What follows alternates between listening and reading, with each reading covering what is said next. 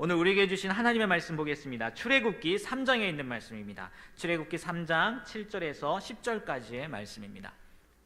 여호와께서 이르시되 내가 애굽에 있는 내 백성의 고통을 분명히 보고 그들이 그들의 감독자로 말미암아 부르짖음을 듣고 그 근심을 알고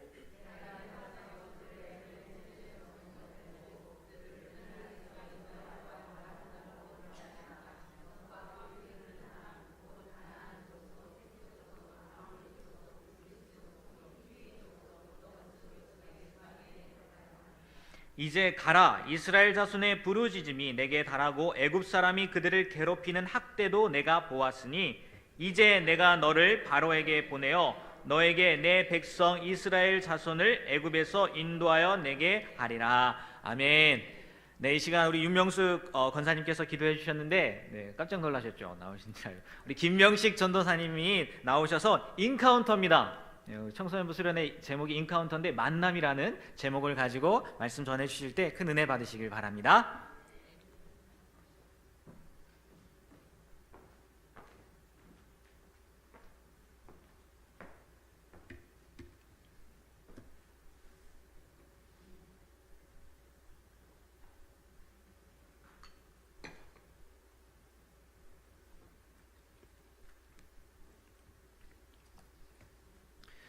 하나님의 좋으신 사랑과 은총이 우리 가운데 함께 하시기를 바랍니다. 안녕하셨습니까? 우리는 이런 보통의 인사 한마디도 건네기 참 힘든 시절을 보내고 있는 것 같습니다.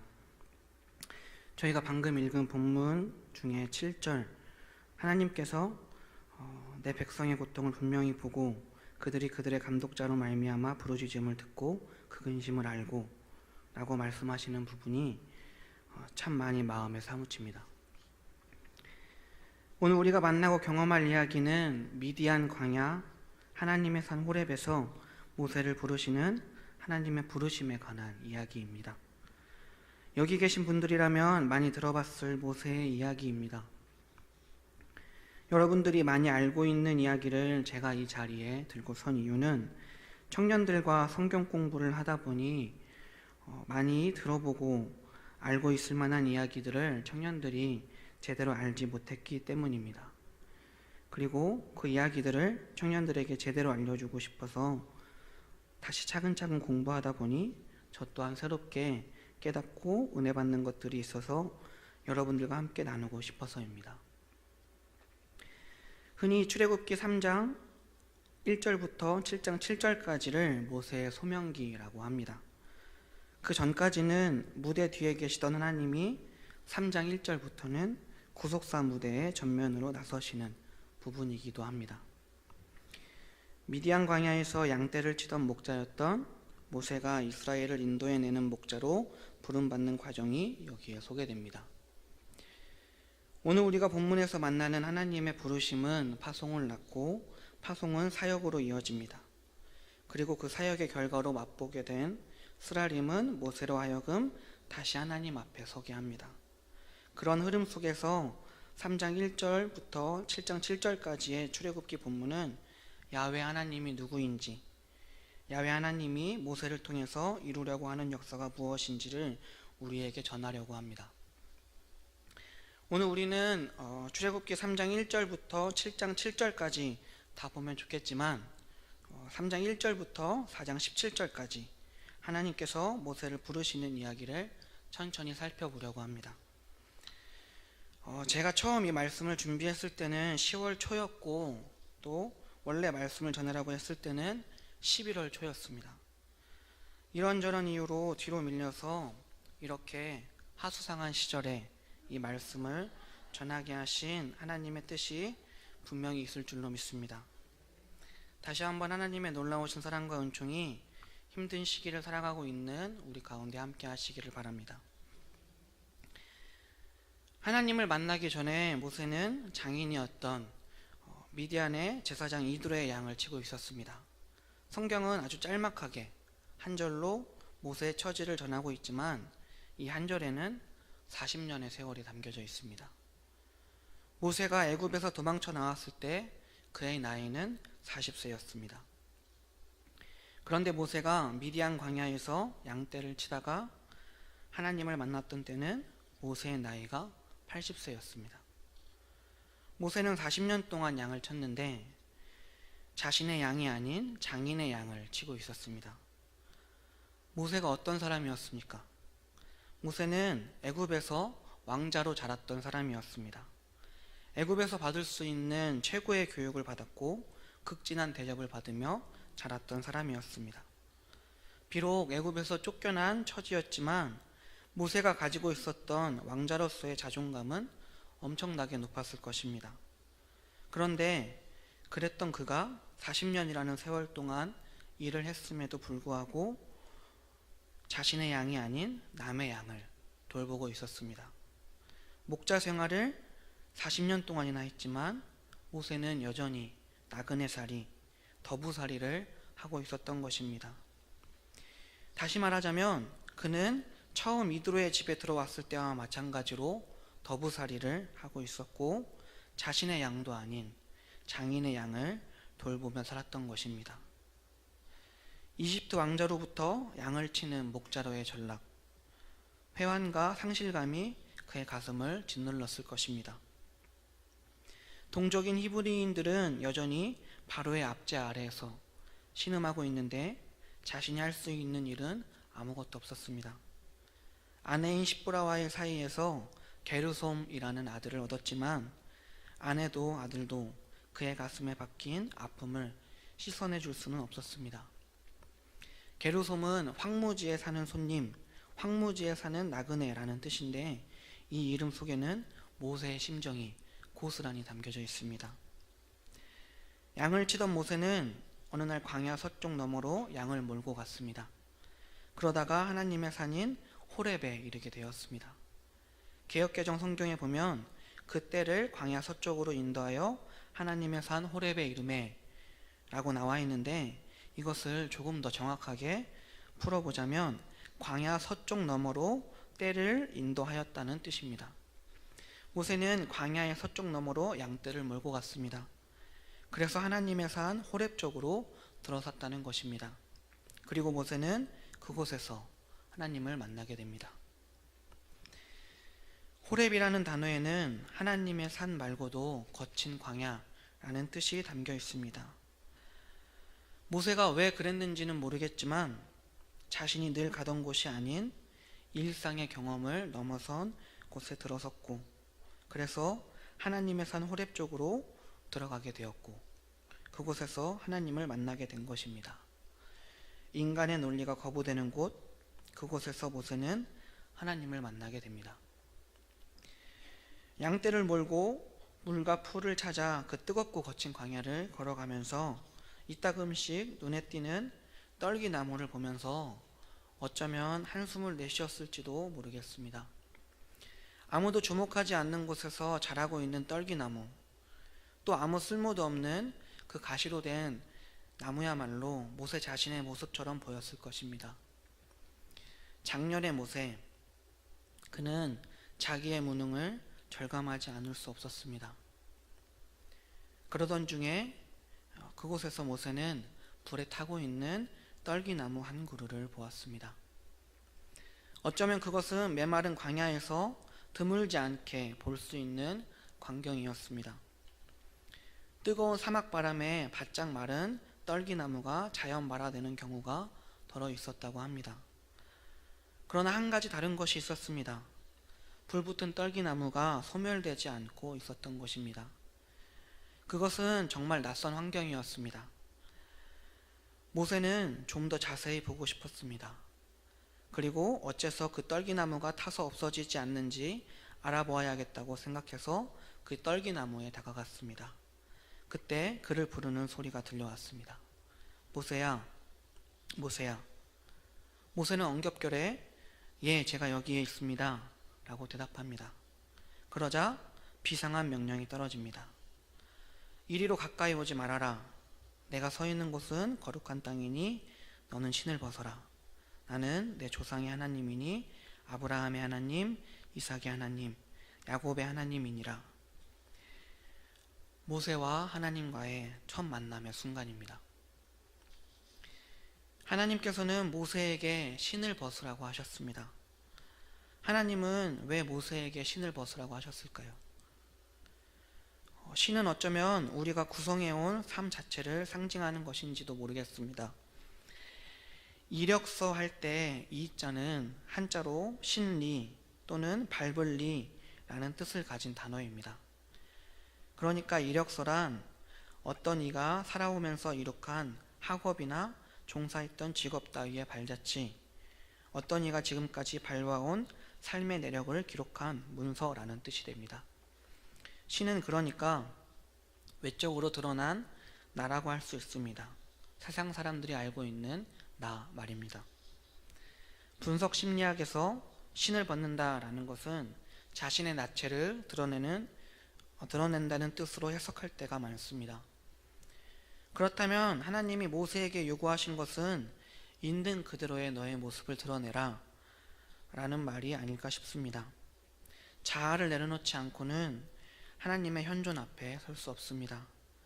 하나님 앞에서는 사회적 신분도 지식도 아무 소용없습니다. 내 것이라고 여기는 희망과 절망, 경험과 지식, 소유조차도 내려놓고 하나님 앞에 설 때 우리는 새 삶을 시작할 수 있습니다. 모세는 지금 거룩한 곳에 서 있습니다. 모세가 선 곳은 하나님을 만나는 자리였기 때문입니다. 거룩한 곳에 서는 자는 누구나 그 발에서 신을 벗어야 합니다. 앞에 말씀드렸다시피 신을 벗는 동작은 자신을 내려놓는 것이기도 하지만 신을 벗는 동작은 하나님을 섬기는 자세이기도 합니다. 이스라엘의 제사장은 하나님의 성소에 들어설 때 그 몸에 예복은 입었지만 그 발에는 아무것도 신지 않았습니다. 탈무드에는 이런 이야기 하나가 있습니다. 느부갓네살 왕이 하나님 앞에 경배를 하려는데 천사가 날아와서 그의 머리를 다짜고짜 쳤습니다. 하나님을 경배하려는데 왜 그러냐고 항의하자 천사는 내가 왕관을 쓰고서 하나님을 경배하겠다는 것이냐? 라고 책망합니다. 우리 신앙이 자라지 못하는 까닭은 우리가 거룩하신 하나님의 현존 앞에서 신을 벗지 않기 때문이 아닐까요? 모세를 부르시는 오늘 이야기에서 그냥 지나칠 수도 있는 것이지만 우리가 주목해야 할 것이 하나 있습니다. 그것은 하나님의 현존 장소가 떨기나무였다는 것입니다. 제가 사진을 3개 준비했는데 잘 보이시나요? 네, 이렇게 생긴 나무입니다. 떨기나무가. 호렙산 주변의 미디안 광야에서 흔히 발견되는 키가 작은 관목류인 이 떨기나무는 참 보잘것없는 나무였습니다. 하지만 하나님은 그 떨기나무 속에서 당신을 드러내고 계십니다. 이 사실은 이미 아주 중요한 2가지 신학적인 의미를 내포하고 있습니다. 첫 번째는 하나님은 스스로 크다고 자부하는 이들이 아니라 보잘것없고 연약한 사람들에게 당신을 드러내신다는 것입니다. 떨기나무는 히브리어로 스네라고 합니다. 그런데 이 단어는 보잘것없는 것이라는 뜻도 가지고 있습니다. 떨기나무는 그늘을 드리워서 지친 사람과 짐승을 품지도 못하고 목재로 쓸 수도 없기 때문에 이런 뜻이 담겨져 있는 것 같습니다. 그리고 스네라는 단어에는 보잘것없는 사람이라는 뜻도 있습니다. 하나님이 이런 떨기나무 불꽃 속에서 당신을 드러내셨다는 것은 세상에서 천대받는 이들 속에 임재하셨다는 뜻이라고 할 수 있습니다. 오늘 우리가 읽은 본문에서 우리는 하나님께서 고역살이를 하고 있는 히브리인들의 부르짖음과 탄식 소리를 보시고 그들의 처지를 불쌍히 여기셨음을 알고 있습니다. 물론 하나님은 모든 이들의 하나님이십니다. 하지만 하나님은 스스로를 돌볼 능력이 없는 이들에게 우선적인 관심을 가지시는 분입니다. 우리가 하나님을 아버지라고 믿는다면 아버지의 마음을 저리게 하는, 또 다른 형제 자매들을 사랑으로 돌보는 것은 우리의 마땅한 책임이기도 합니다. 2번째는 하나님은 떨기나무 가운데 머무시면서 그 나무를 소멸하시기는커녕 오히려 그 나무를 지켜주고 계신다는 것입니다. 하나님은 우리가 큰 나무가 되지 못했다고 책망하지 않으십니다. 오히려 우리의 아픔 속에 화육하셔서 우리를 지켜주고 계십니다. 우리는 흔히 구약의 하나님이 전쟁과 폭력을 정당화하는 호전적인 하나님이라고 알고 있습니다. 물론 구약에는 그런 부분이 있습니다. 하지만 그것은 국가의 존폐를 걸고 싸울 수밖에 없었던 이스라엘 사람들의 절박함이 만들어낸 이미지입니다. 구약의 하나님을 부족적인 신으로 만든 것은 이스라엘 사람들이지 하나님 자신이 아닙니다. 구약의 하나님은 가난하고 약하고 소외된 사람들 가운데 임재하시면서 그들을 지키고 보호하시는 분이십니다. 하나님께서는 스스로 역사의 주체라고 생각하는 사람들이 아니라 자기 입장을 갖지 못한 채 살아가는 이들을 찾아오시는 분이시고, 찾아오셔서 그들을 강압하는 것이 아니라 그들을 빛나게 해주시는 분이십니다. 하나님께서는 더 크고 더 멋있는 초자연적인 현상이나 초세상적인 현상을 도구로 삼아서 모세에게 나타나셨을 수도 있었습니다. 하지만 하나님께서는 흔하디 흔한 참 보잘것없는 떨기나무를 도구 삼아서 나타나셨습니다. 이것은 예수님의 탄생 이야기와도 연결이 됩니다. 예수님이 이 땅에 오실 때에도 가장 낮고 천한 곳, 이로 말할 수 없이 더러운 마곡간의 말구유, 동물들의 밥통에 누인 아기로 오시지 않았습니까? 하나님께서 찾으시는 곳은 언제나 천하고 약하고 고통받는 자리입니다. 하나님께서 우리의 연약함과 부족함 때문에 우리를 외면하시는 일은 결코 없습니다. 이미 하나님은 그 누구보다도 우리를 너무나도 잘 알고 계시기 때문입니다. 우리가 연약하다는 것, 부족하다는 것을 그 누구보다도 하나님께서는 잘 알고 계십니다. 우리가 해야 할 일은 거룩하신 하나님의 현존 앞에서 신을 벗었던 모세처럼 하나님을 만나는 곳에서, 우리가 하나님께 예배드리는 곳에서 우리 속에 있는 부정적인 것조차 숨김없이 하나님 앞에 드러내고 맡기는 것입니다. 하나님은 이미 나의 떨기나무 안에 나의 상처, 나의 불안, 나의 공허함 가운데 계십니다. 있는 그대로의 내 모습을 하나님께 바칠 때 하나님은 우리들 속에 있는 나약함과 비루함까지도 당신의 영광을 드러내는 도구로 삼으실 것입니다. 그리고 하나님께서는 모세에게 자신을 나는 내 조상의 하나님이니 아브라함의 하나님, 이삭의 하나님, 야곱의 하나님이니라 라고 소개하셨습니다. 이런 하나님의 소개는 아브라함, 이삭, 야곱으로 이어지는 구속사가 모세로 이어지는 것을 의미합니다. 모세는 하나님의 음성을 듣고 하나님 뵙기를 두려워해서 그 얼굴을 가렸습니다. 모세는 얼굴은 가렸지만 귀는 닫지 않았습니다. 믿음은 보는 것이 아니라 듣는 것이기 때문입니다. 모세의 귀에 모세야 모세야 하시는 하나님의 음성이 들렸을 때 하나님께 모세라는 이름이 불리기 전까지 모세는 특별한 존재가 아니었습니다. 하나님께서 모세야 라고 부르시고 난 다음에야 모세는 특별한 사람이 될 수 있었습니다. 이제부터 모세는 하나님의 구속사의 주역이 됩니다. 그리고 이제 선택받은 사람 모세에게 하나님께서는 하나님의 계획을 알려주십니다. 하나님과의 만남으로 모세는 두 어깨에 사명을 걸머지게 되었습니다. 하나님께서는 모세를 애굽의 바로에게 보내어서 하나님의 백성인 이스라엘을 애굽에서 인도하여 내겠다고 말씀하셨습니다. 하나님은 애굽에 있는 이스라엘이 당하는 고통을 보셨습니다. 그 이스라엘을 구출해내는 도구로 모세를 사용하시겠다는 것입니다. 만남은 영어로 미팅이라고 합니다. 인터넷 포털 사이트인 다음에 한영사전에 만남이라는 단어를 치면 첫 번째로 나오는 단어가 이 미팅이라는 단어입니다. 이 미팅이라는 단어에는 회의, 만남, 집회, 라는 뜻이 있습니다. 우리는 하나님과 모세의 만남을 흔히 이 미팅이라는 단어로 생각할 수 있는데, 모세와 하나님과의 만남은 단순한 미팅이 아닙니다. 다음 한영사전에서 만남을 검색하게 되면 나오는 두 번째 단어는 인카운터라는 단어입니다. 인카운터라는 단어에는 만나다, 마주치다, 직면하다, 부딪히다, 충돌하다 라는 뜻이 있습니다. 오늘 우리가 만나고 있는 하나님과 모세의 만남은 단순한 미팅, 희희낙낙하고 담소를 나누는 미팅이 아닌 인카운터입니다.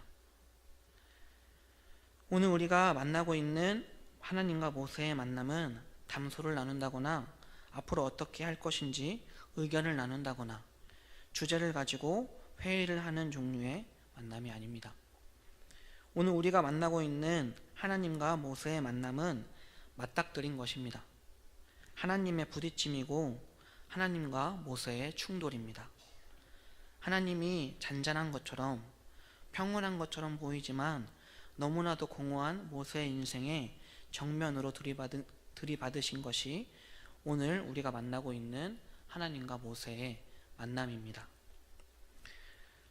이제 가라, 이스라엘 자손의 부르짖음이 내게 달하고 애굽 사람이 그들을 괴롭히는 학대도 내가 보았으니 이제 내가 너를 바로에게 보내어 너에게 내 백성 이스라엘 자손을 애굽에서 인도하여 내게 하리라.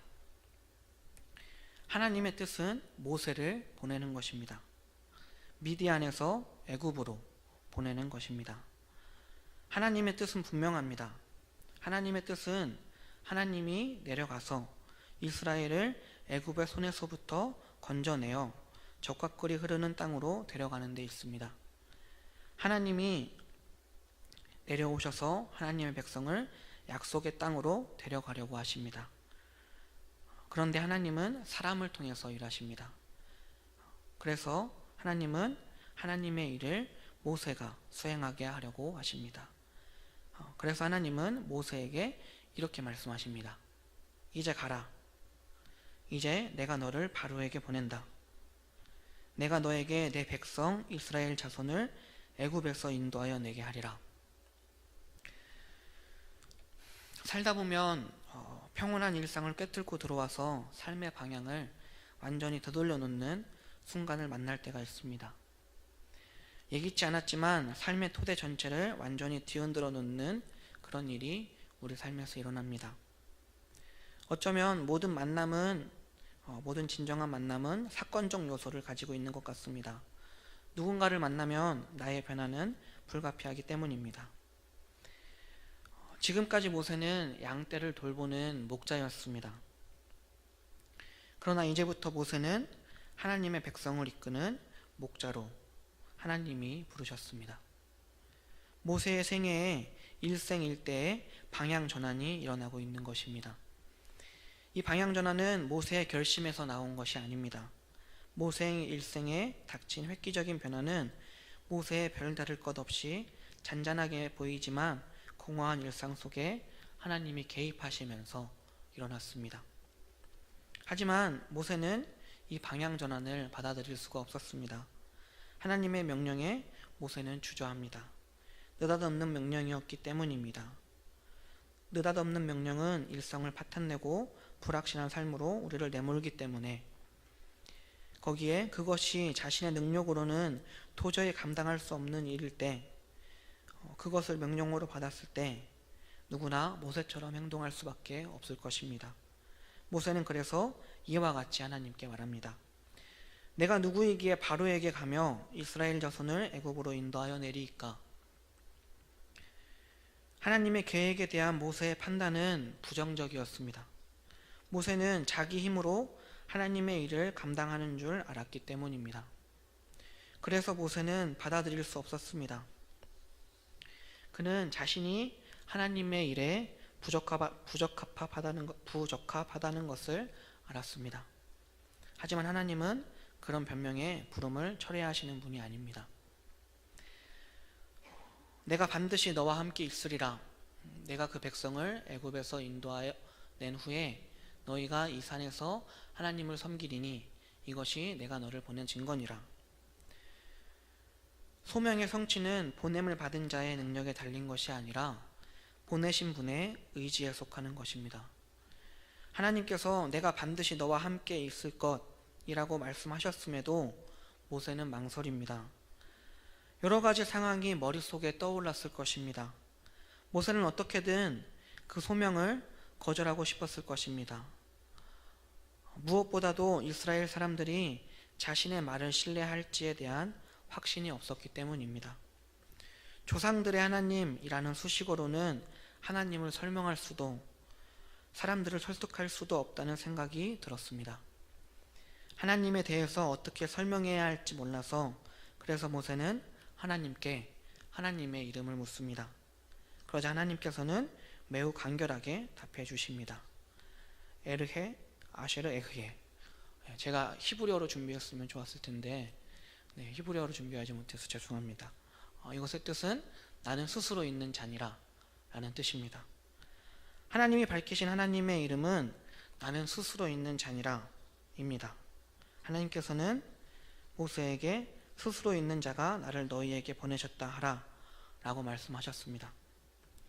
스스로 있는 자에 대한 해석은 참 많습니다. 히브리어인 에흐예 아쉐르 에흐예를 헬라어로는 에고 에이미 호온이라고 하고 이것은 영어로 I am who I am 이라고 합니다. 근데 에흐예 아쉐르 에흐예는 I cause to be what I cause to be 로 번역할 수도 있습니다.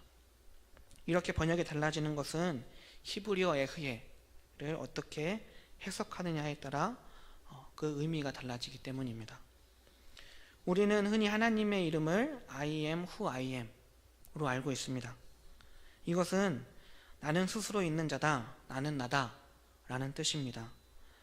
이것은 히브리어 에흐예를 헬라어로 번역할 때, 영어로 번역할 때 명사로 받아서 번역했기 때문입니다. 하지만 히브리어 원문에서 에흐예는 하나님의 이름의 동사적인 성격을 강조합니다. 에흐예를 명사가 아닌 동사로 받아서 번역을 한다면 I cause to be what I cause to be가 되는 것입니다. 이것을 번역하면 나는 있어야 할 것을 있게 한다 라는 뜻이고 하나님은 존재해야 할 것을 존재하게 하시는 분이 되는 것입니다. 에흐예라는 하나님의 이름 속에는 내가 누구인지는 내 행동으로 드러난다 라는 의미가 담겨 있는 것입니다. 이렇게 번역한다면 하나님은 존재하시는 분이라기보다는 창조하시는 분이시고 하나님은 계심보다는 역사하심으로 드러난다고 할 수 있습니다. 하나님은 역동적인 분이시고 창조주이시고 구속사의 주님이시기 때문입니다. 이렇게 하나님의 이름을 해석할 때 우리는 모세를 보내시려는 하나님의 뜻을 더 정확하게 알 수 있습니다. 오늘 본문 말씀 8절을 보면 이렇습니다. 제가 읽어드리겠습니다.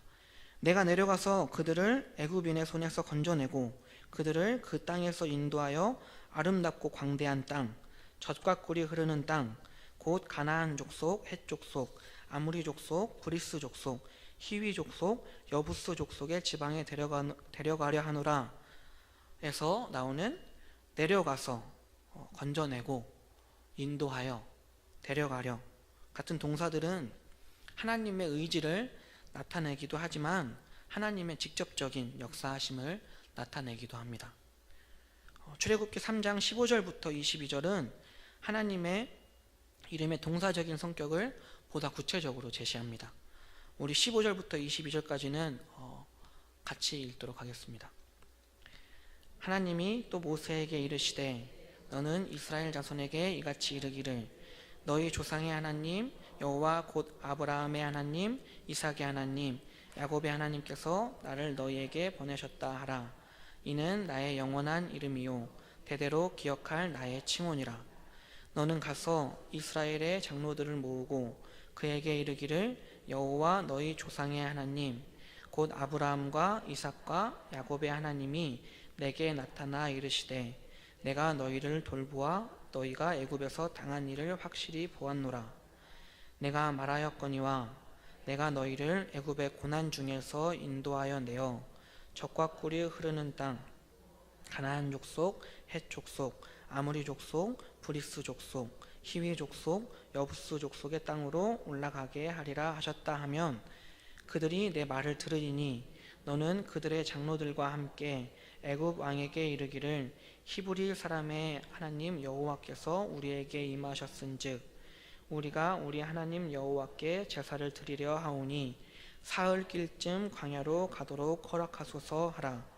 내가 아노니 강한 손으로 치기 전에는 애굽 왕이 너희가 가도록 허락하지 아니하다가 내가 내 손을 들어 애굽 중에 여러 가지 이적으로 그 나라를 친 후에야 그가 너희를 보내리라. 내가 애굽 사람으로 이 백성에게 은혜를 입히게 할지라. 너희가 나갈 때에 빈손으로 가지 아니하리니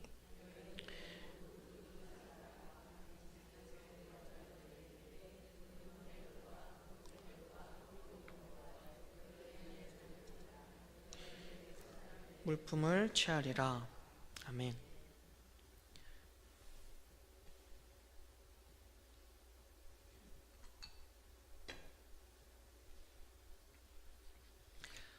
지금 읽은 본문은 하나님의 이름을 에흐예 아쉐르 에흐예로만 설명하지 않고 하나님의 이름을 너희 조상의 하나님 여호와 곧 아브라함의 하나님, 이삭의 하나님, 야곱의 하나님이라고 연거푸 주지시킵니다. 그리고 그 조상의 하나님이 애굽의 고난 중에서 인도하여 내어 적과 꿀이 흐르는 땅, 곧 가나안 족속, 헷 족속, 아모리 족속, 브리스 족속, 히위 족속, 여부스 족속의 땅으로 올라가게 하리라 라고 말씀하십니다. 그리고 내가 내 손을 들어 애굽 중에 여러 가지 이적으로 그 나라를 친 후에야 그가 너희를 보내리라. 내가 애굽 사람으로 이 백성에게 은혜를 입히게 할지라. 너희가 나갈 때에 빈손으로 가지 아니하리니 라고 말씀하시면서 적극적으로 역사하시는 하나님의 역동적인 의지와 모습을 나타내고 있습니다. 아브라함과 이삭과 야곱에게 하셨던 약속을 모세 시대에 와서 이루려고 하시는 것입니다. 하나님은 내가 애굽에 있는 내 백성의 고통을 분명히 보고 그들의 감독자로 말미암아 부르짖음을 듣고 그 근심을 알고 있다고 하셨습니다. 모세에게 자신을 계시하신 하나님은 기득권자들의 편에 서서 재물이나 받으면서 자족하는 이방의 신들과는 다릅니다. 하나님은 불의한 세상에서 벌어지는 일을 바로잡기 위해서 직접 역사의 현장에 뛰어드는 분이십니다. 그런데 하나님은 홀로 그 일을 수행하려 하지 않으십니다. 조력자들을 세워서 그들과 함께 해방의 사역을 완수하려고 하십니다. 내가 너를 바로에게 보내어 너에게 내 백성 이스라엘 자손을 애굽에서 인도하여 내게 하리라. 하나님은 사람을 통해 일하시기 때문에 모세를 부르셨고 모세를 보내려고 하십니다. 하지만 여전히 모세는 주저합니다. 하나님의 부르심을 받는다는 것은 두렵고 떨리는 일이기 때문입니다. 백성들이 그를 믿지 않을 것이며 호의적이지 않을 것이라고 말합니다. 그들에게는 낯선 야훼라는 신의 현현을 받아들이기 힘들 거라고 말합니다. 모세는 아직 동족들에게 배척받았던 쓰라린 기억에서 헤어나오지 못하고 있습니다. 하나님은 그런 모세에게 자신이 동행하신다는 표징을 보여주십니다. 모세로 하여금 손에 들고 있던 지팡이를 땅에 던지고 하시고는 그것이 뱀이 되게 하셨습니다. 모세가 하나님의 지시에 따라 뱀의 꼬리를 잡자 뱀은 다시 지팡이가 되었습니다. 놀라운 이적을 보았지만 여전히 결단을 하지 못하고 있는 모세에게 하나님은 손을 품에 넣었다가 빼보라고 하셨습니다. 그러자 그의 손에 나병이 났습니다. 모세가 다시 손을 품에 넣었다가 빼자 본래의 모습대로 회복되었습니다. 이 표징은 하나님의 뜻을 거역하는 이들에게 닥쳐올 일에 대한 상징인 동시에 소명받들기를 거절하는 모세에 대한 경고라고도 할 수 있습니다. 그리고 하나님은 백성들이 이 두 이적조차 믿지 않거든 나일강 물을 떠다가 땅에 부으면 피로 변할 것이라고 말씀하십니다. 하나님께서 이적을 통해 보여주신 뱀, 나병, 피는 사람들을 본능적으로 움츠러들게 하는 것들입니다. 하나님은 이 세 가지 이적을 통해서 역사의 변화는 우리를 두렵게 하는 것들과의 대면을 피하지 않는 데서 오는 것임을 알려주시려고, 또 그렇게 사람을 움츠러들게 만들고 꺼림직하고 부정적인 현실조차도 하나님의 질서 가운데 있음을 넌지시 알려주고 계십니다. 이쯤 되면 모세도 알겠다고 할 법한데 모세는 여전히 결단을 미룹니다. 그는 자기가 하나님의 대의를 수행하기에는 부족하다는 것을 입증하기 위해 자신의 부족한 부분을 고백합니다. 자신은 말을 잘 하지 못한다는 것입니다. 백성을 설득하고 바로와 담판을 지으려면 말을 잘해야 되는데 그럴 자신이 없다는 것입니다. 그러자 하나님은 이제 가라, 내가 내 입과 함께 있어서 할 말을 가르치리라 라고 단호하게 말씀하시지만 모세는 그래도 오 주여 보낼 만한 자를 보내소서 라고 단언합니다. 그러자 마침내 하나님도 참다 이제는 역정을 내십니다. 제가 청년들과 성경 공부를 하면서 자주 하나님을 츤데레 하나님이라고 표현합니다.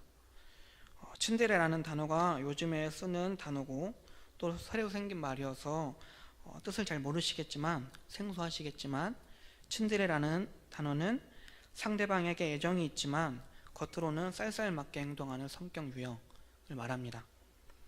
츤데레 하나님은 모세에게 역정을 내시고는 모세를 위해서 아론을 보내주십니다. 모세는 자신을 택한 하나님께 보낼 만한 사람을 보내라고 탄원하지만 자신은 아니라고 하나님께 어필해보지만 보낼 만한 사람을 고르는 것은 모세가 아니라 하나님이십니다. 모세를 향한 하나님의 말씀은 단호합니다. 모세가 바로 하나님이 정하신 보낼 만한 사람이기 때문입니다. 우리는 그냥 지나쳤지만 우리가 주의 깊게 살펴봐야 할 단어가 하나 더 있습니다. 그것은 3장 18절에 나오는 단어입니다. 18절을 다시 한번 함께 읽어보도록 하겠습니다. 말을 들으니 너는 그들의 장로들과 함께 애굽 왕에게 이르기를 히브리 사람의 하나님 여호와께서 우리에게 임하셨은즉 우리가 우리 하나님 여호와께 제사를 드리려 하오니 사흘길쯤 광야로 가도록 허락하소서 하라.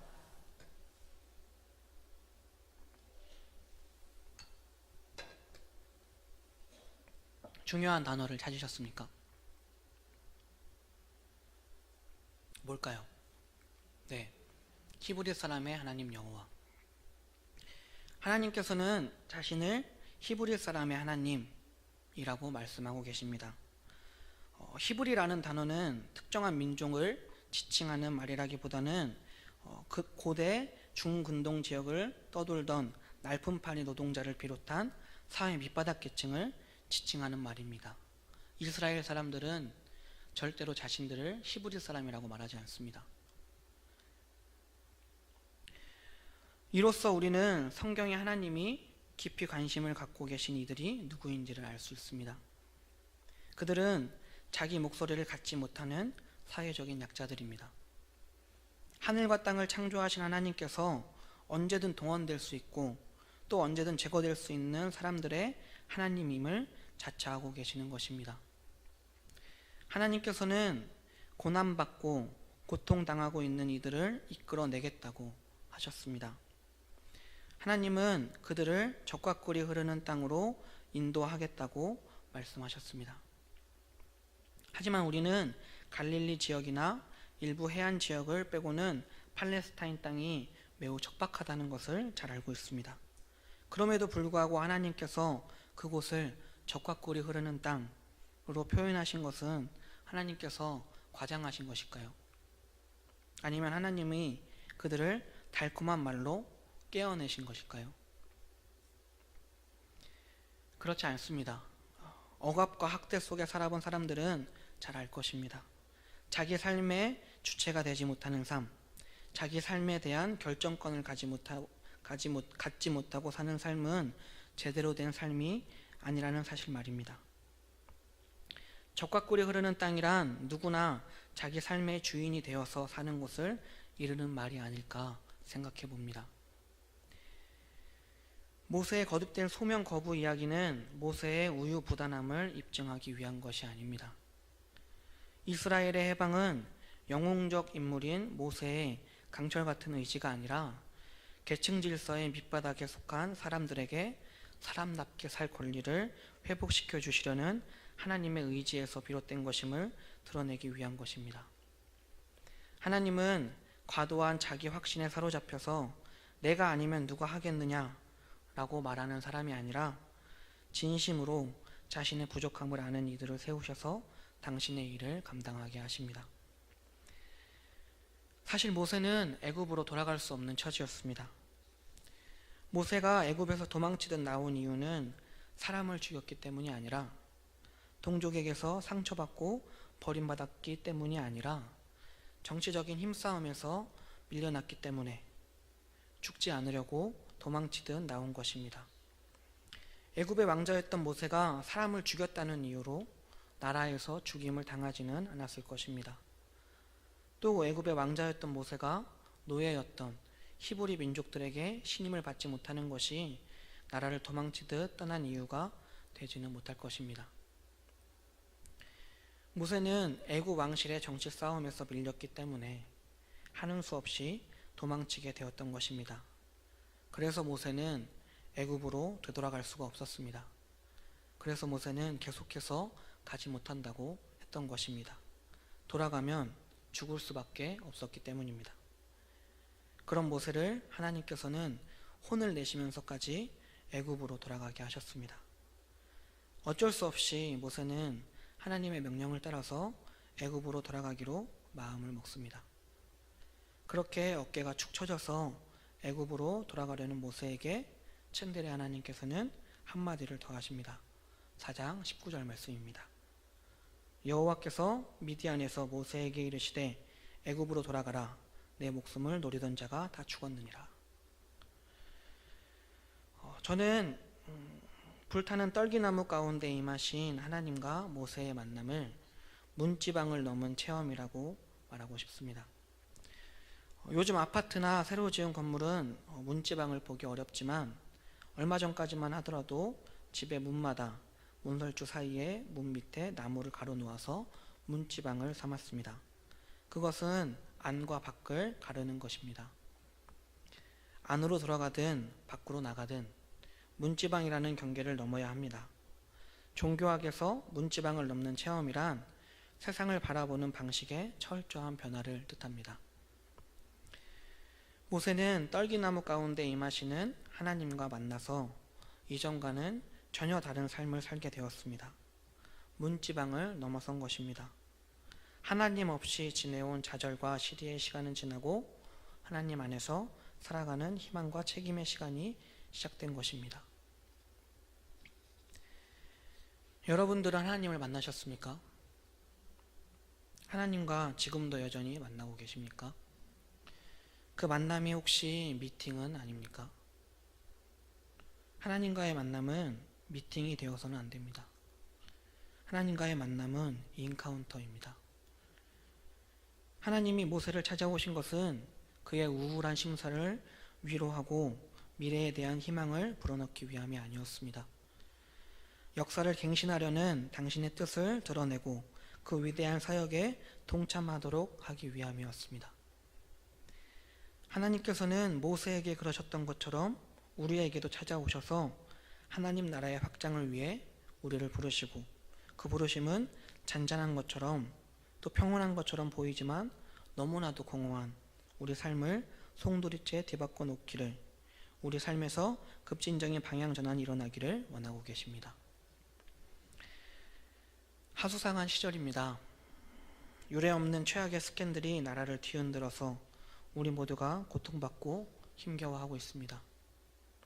오래전 애굽에서 이스라엘 백성의 고통을 분명히 보고 부르짖음을 듣고 그 근심을 알고 계셨던 하나님께서는 지금 우리의 고통도 보고 우리의 부르짖음도 듣고 우리의 근심도 알고 계십니다. 그리고 하나님께서는 적극적으로 역사하시기를 원하셔서 우리를 부르고 계십니다. 하나님께서는 모세를 부르셔서 애굽으로 보내셨던 것처럼 우리를 부르셔서 세상으로 보내어 하나님 나라를 넓혀가기를 원하고 계십니다. 우리 없이 세상을 지으신 하나님은 우리와 더불어 역사를 새롭게 하기를 원하고 계십니다. 하나님 나라는 사람과 사람의 관계에서 세워져 갑니다. 하나님의 부르심에 응답하셔서 문지방을 넘어서 우리가 살고 있는 이곳에 하나님의 나라를 세워가는 우리가 되기를 간절히 바랍니다. 기도하시겠습니다.